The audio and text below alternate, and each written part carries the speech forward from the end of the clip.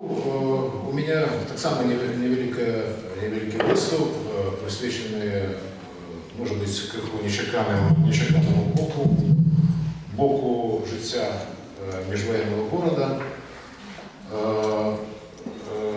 а менавіта з области міжасобових відносин, ну, скажем так, с жанра повседневной истории. Ну и хотел бы начать с такой думки, что Белорусской Советской Социалистической Республики, Минску, як и столице, досталось у спадщину от Российской империи. Не только разборанная войной, Первой Всесветной войной экономика, не только социальные, национальные и культурные проблемы, але так само такая социальная хвороба, як она называлась в официальных документах архивных 20-х годов, як проституція, яка буяла у прифронтовому Мінську, починаючи з 1915 по 18 годы. Ну, с пункту гледжання советской влады, проституція була не тільки шкодною морально-етичною з'явою, але так само вона позбавляла державу жіночої працівної сили у найбільш активному узрості. Ну і нарешті проститутки не виконували репродуктивну функцію, що так само було небезпечно з державного пункту гледжання. Ну, першим кроком у боротьбі з этой шкодной з'явою советской влады была ее заборона, что было зроблено в 1919 году. З этого часу офіційно існувавші публічні доми в городе Минску спинили своє існування, і проституція перейшла на нелегальне становище. І фактично вона з офіційних, так сказати, борделів перейшла у гостиниці, лазні, парки і інші місця. Заборонена проституція почала ховатися під легальні види діяльності, ну, скажімо, під кав'ярні, де клієнт мог познайомитися з жінкою, просто вот, сидячи за столом, за кубочком кави, і все це виглядало збоку абсолютно пристойно. Парадоксально, але з'явленням на панелі нової категорії жінок – це розведених жінок, які опинилися після розводу без сроку до існування, посприяв новий шлюбний кодекс, який був прийнятий в Російській Федерації у 1918 році. Він діяв на території БССР до прийняття свого, нашого білоруського шлюбного кодексу уже в другой половине 20-х годов. И вот, відповідно к этому кодексу, мужчина не имел никаких обовязков перед разведенной женщиной. В випадку, коли не было детей особливо, и он забирал свою маемость и всеходил без всяких обов'язательств. Ну, а коли лічить, що женщина, як звичайно, в той час була значно менш адукованою і мала значно менші можливості відкриватися на працю, а тим більш високооплатну працю, то многие из таких женщин трапляли на панели, точно сказали. Ну и вот была такая з'ява в 20-ті годы, як фактичний шлюб. Причем эту норму юридичную, фактичный шлюб, она была замацована законодавчо у новых кодексах шлюбных другой половины 20-х годов. Фактичным шлюбом называлось в той час то, что мы сегодня называем, наша молодь называет громадянским шлюбом. Это значит сожительство без всяких обов'язків юридичних. Ну і вот этот фактичний шлюб, який в той час отримав не тільки розповсюдження, не тільки популярність, але мав під собою ідеологічну вліву, бо в той час частка ідеології, частки большевистських ідеологів було позбавлення від сім'ї як з'яви, бо лічилося, що сім'я продукує буржуазні відносини, ну, наприклад, приватну власність. А будучиня буде магістральним шляхом розвиття советского громадства повинна быть не семья, а коммуны, огульное житие, где уже не нараджались вот эти приватно-властницкие относины, где не нараджалась приватная властность, навод проектовались специальные домы архитекторами, домы коммуны, где навод регламентовалось, где на яким поверсі буде жити мужчини, жінки, старі, діти, і навіть проектовался поверх, особенно для, як то сейчас писали, сексуальных гульм, где выник яких повинны были з'являться новые будовники коммун. Я не жартую, это абсолютно не это проекты на полном серьезе разглядались, приймались, обмірковувались. Ну, вот эта вот теория вольного кохання, яка то час охопила значную частку советского, тем лику белорусского советского громадства, и она так само сприяла тому, что на панели з'являлися все больше и больше женщин, які не имели сроков існування після короткотермінових вот этих фактичних інших відносин з мужчинами, які шукали дальнейших партнеров, а женщины вот уже такой можливості в значной степени не имела. Ну вот я с собой тут взял цитаты. Вот один из корреспондентов газеты «Звезда» у 1923 году присвятил специальный артикул этой з'яви, яку мы сегодня обмірковуємо. В приватности он писал: «Скорочение штатов выкинуло на улицу наименьше квалификованную працовную силу – работницу. Створився кадр безпрацовних жінчин, які заповняють шереги проституток». Ну, я тлумачил, конечно, заявление женщин только социальными факторами. Но мы, конечно, с участными социологи нам кажут про то, что існує одвічний антропологічний фактор, некая генетичная запрограммованность, схильность до занятку проституции. И самое главное, что погляд не як на сироток заробіть на звичайне життя, на існування, але менавіто сироток заробіть на багате життя і на заможне існування. Ці фактори так само існували, як і сьогодні вони існують. І ну, в той час про їх другу, звісно, неможливо було знайти аналіз вот этих факторів. Проституцію тлумачили соціальними факторами і не більше того. Ну вот, в 1926 году минские врачи-венерологи, а Минску основал венерологичный диспансер, где проводили социологичные доследования, які отримали розповсюд в той час. І от в 1926 году доктора мінські пропонували наступний соціологічний портрет проститутки. Ее взрост вагався от 18 до 30 годов. Половое жильцо починалося значно ранее. 50% от опытанных идентификовали себе белоруски, 27,8% як еврейки, 5,2% як польки, 5,2% як русские и 11,8% як представниці інших національностей. Ну, в умовах жильового кризису, який переживав наш город у той час, місцем праці більшості мінських і заборони офіційних борделів, місцем праці більшості мінських проституток, як пише нам кореспондент «Звезди», з'являлася переважно вулиця або парк, парадна лестниця. У той же газете в 1924 году, в наступном году, мы находим еще одну корреспонденцию, яка присвячена вот этой шкодной социальной хворобе. Корреспондент «Звезды» пишет: «Проституция пышно заквітнела у Минску. Знакомитая новая Красная улица, это сегодня улица Максима Танка, осироток распусты и венеризму до революционного часа перенесла свое место ближе до НЭПу, на Советскую улицу, ну, сегодняшний проспект Незалежности. По вечерах масса проституток широкую лавою несется по центральных улицах и аллеях сквера. Ночная биржа показывает великую активность. Вербовка гостей и дело все. Часто з їх патентовані жінки, це значить, вони стоять на уліку. Частка не зареєстрована. Як паміжний город, Мінськ притягує так само проституток з інших городів, які приїжджають сюди, сподіваючись на легку наживу. У Вір трапляє так само неустойчивий елемент со скорочених.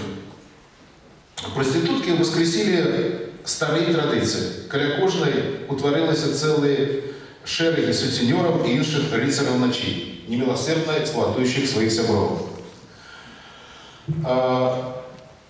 Ну вот, до речі, якраз ви бачите зараз кадр з фільму «Проститутка». про які я криху пізніше скажу, от якраз так режисер уособил, конечно, у мастацкой форме персонажи. Ну, тем больше этот фильм снимался, как мы добре ведаем, в 1926 году, так что вот он как раз то, что бачил в житті, он уособил макияжи вот тогочасным, оденье, там, манеры поводил своего фильма.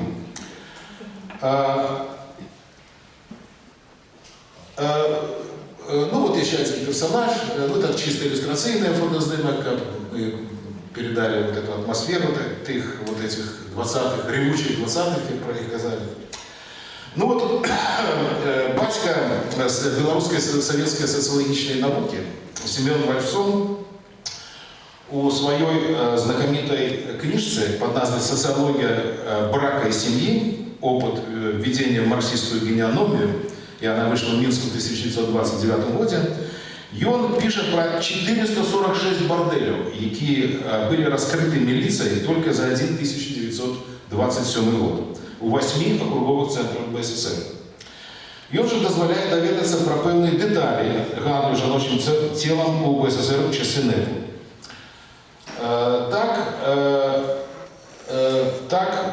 Середній заробок проститутки у Мінську складав каля 100 рублей в месяц. Ну, же было 100 рублей в середине 20-х годов. Вот после грошовой реформы 1924 года, поводле тарифной секции, заработки советских служащих складали от 40 до 120 рублей, а рабочих от 80 до 190 рублей. Так что 100 рублей это был средний такой заработок в СССР. Ну, середній кошт, пише Вальфсон, середній кошт послуги одной проститутки в той час коштовал 40-50 копеек. Ну и далее додає, что в принципе эта послуга была доступна в принципе любому студенту. Добре відомі тогочасним аматорам платного кохання були мінські готелі Смоленськ, Метрополь, Селект, Бристоль,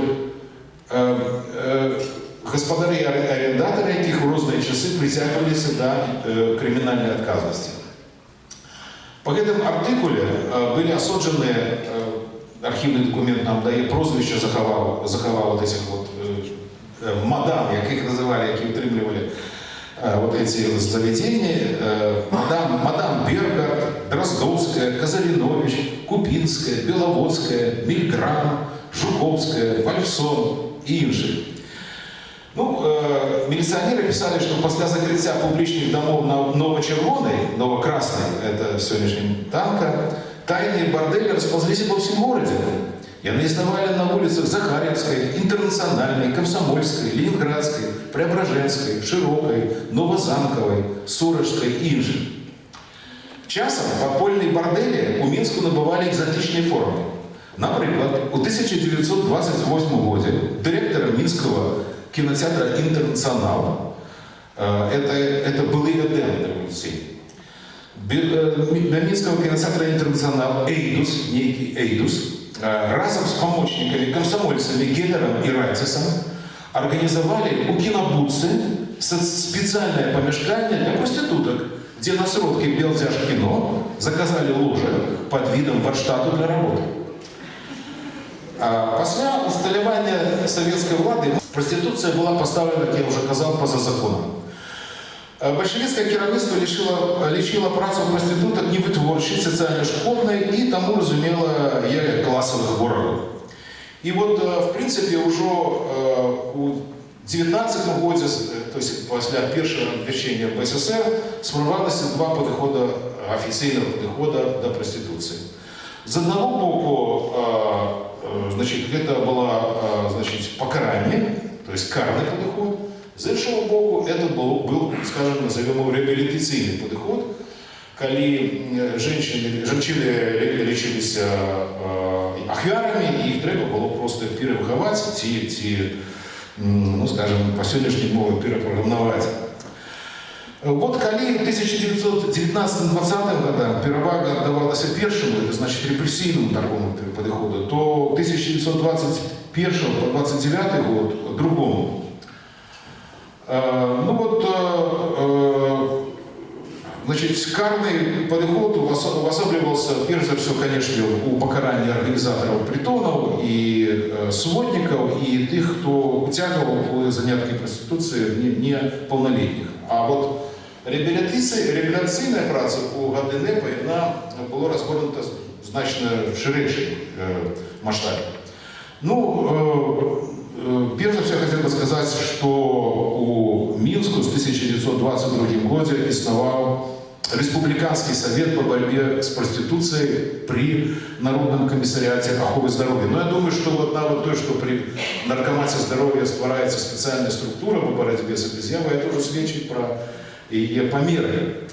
И больше того, этот Республиканский совет узначалива никто інший, як нарком охраны здоровья, сам нарком его узначалива Маріан Людвигович Стаковский.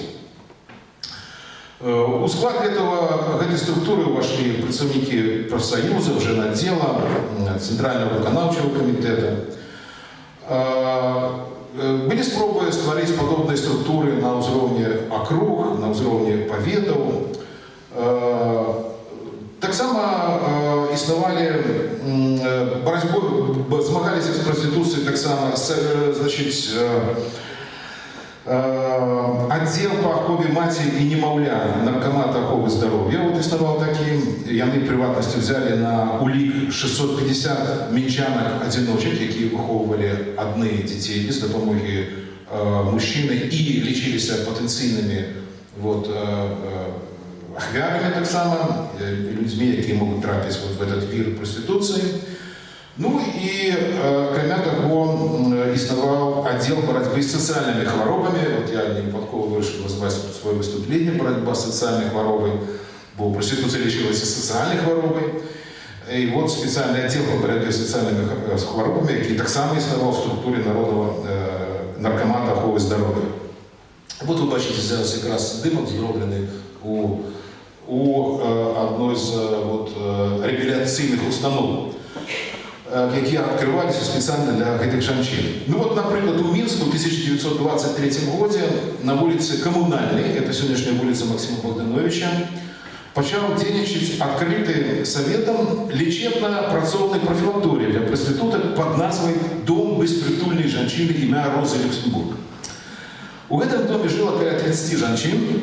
Их типовий день виглядав наступним чином: ранній підйом, стіплий сніданок, біржа праці, альбо випадкові заробки, вечерня гарбата, читання газет и сон. Ну, может быть, в связи с таким вот сумным житьем, там вот фиксовались милиции весь час побеги с этого дома Розы Люксембург, и многие женщины вертались от больше веселого житья на улицу. Ну, боротьба з проституцією як соціальне з'яви знайшло своє ілюстрування, можна наступний слайд, знайшло своє ілюстрування так само в мистецькій творчості. Перед вами афіша фільму, який ділить славу першого білоруського мистецької стужки «Проститутка», яку зняв режисер Олег Фрелих. Ну, «Лясная быль» и «Проститутка», вот я одночасово фактично вышли с фабрики «Белдяж-кино». Эта стужка мела яскраво окреслений дидактичний характер, і тим не менше вона була заборонена для показу як політично шкодна у 1937 році.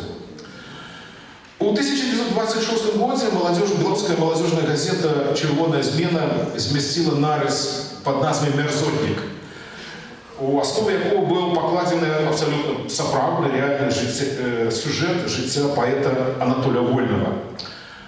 У нарисі у білетризованій формі був описаний шлях, який довелося пройти 19-годовій жонці поэта от богемной музы до вуличной проститутки. Это была абсолютно реальная история, про якую ведала молодь, и тому многие обурались ею. Вот это минское богемное життя, до чего приводило. И она стала объектом такой вот критики у белорусской комсомольской газеты. Ну вот все эти меры, тем не менш, нагадывали вычерпывание океана лыжкою, социально-экономичное культурное доминование мужчин в умовах бедности советского громадства створали стабильную пропанову для социальных послуг. А кроме военнослужащих, студентов, а так само одиноких мужчин, Жаночае цело на час набывали таксама тыя, хто імкнуўся дапоўніць рэгламентаваныя сексуальныя адносіны в сям'і вольным сексом. Другая полова 20-х характеризовалась сгортыванием профилактичных мероприятий по борьбе с проституцией, энтузиазм партийных, советских, так само профсоюзных работников, урачов, громадских активистов изменился стомленностью и расчарованием.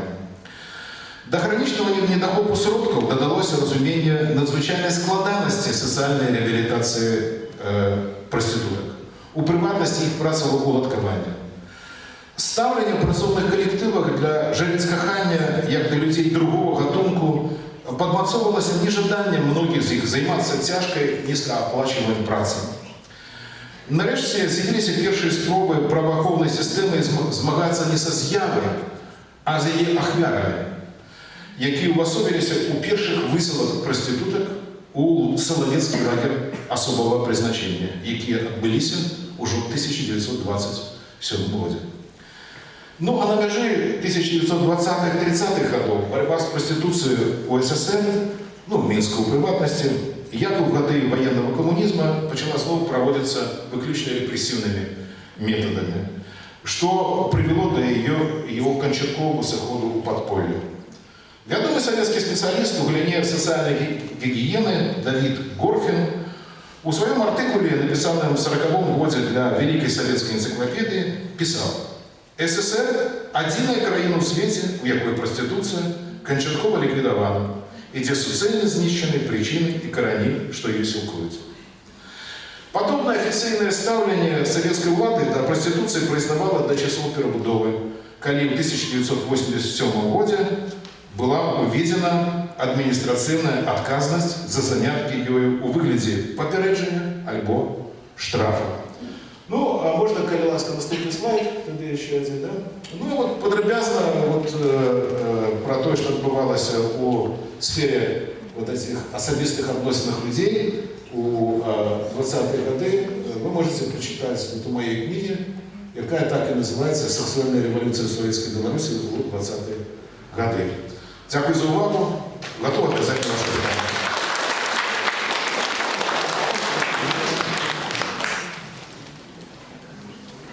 Питання на конкурсі життя книги. Я пробувала пару разів її шукати і не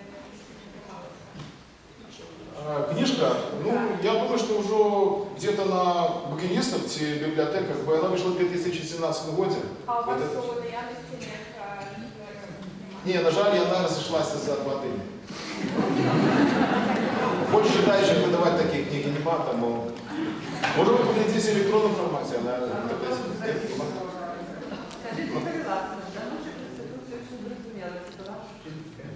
Мужчинская? Не строка вот такого.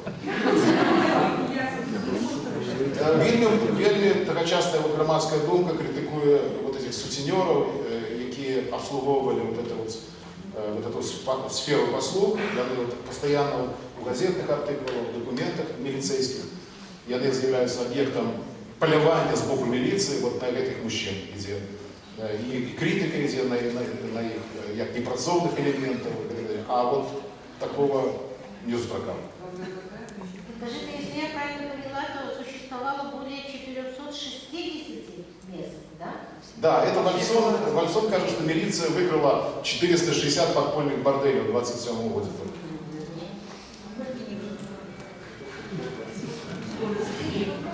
А колькі борделів було непосредственно в Менску?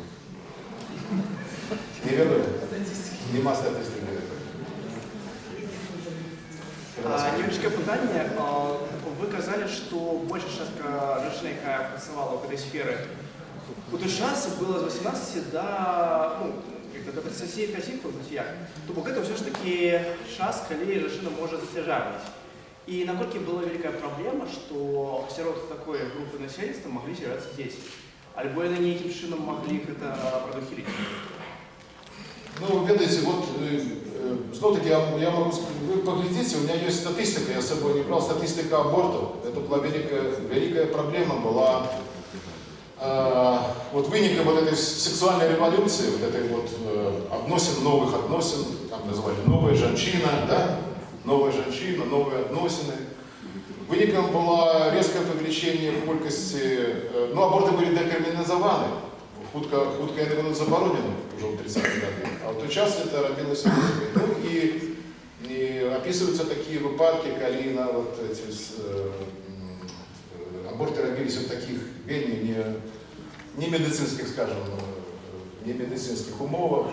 Да, великое. Там есть у меня личбы, просто у меня зараз их с собой нема. По годам у меня раз повеличение колькости,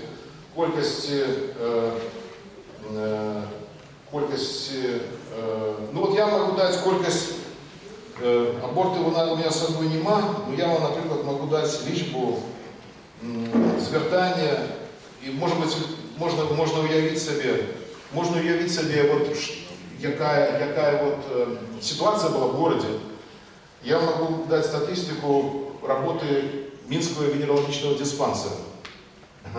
Ну вот, например, 23 год, 36 691 заворот.